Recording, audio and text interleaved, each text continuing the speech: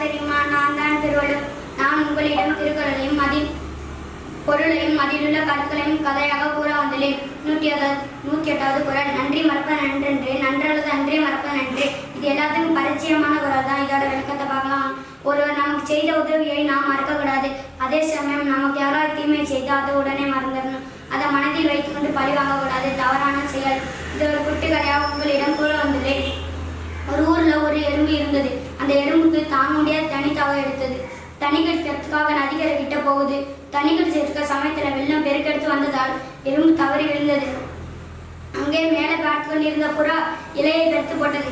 இலை மேல் ஏறி நீந்தி வந்தது எறும்பு. அங்கே ஒரு வேடன் அம்பு எய்ய கொண்டிருந்தான்.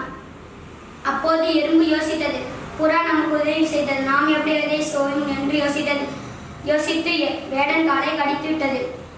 வேடன் நிலை தடுமாறி விழுந்தான். புறா பறந்தது, குறி தப்பியது. இதன் மூலம் எறும்பு ஒருவர் செய்த உதவியை நாம் மறக்கக்கூடாது. இந்த வாய்ப்பளித்த அனைவருக்கும் நன்றி, வணக்கம்.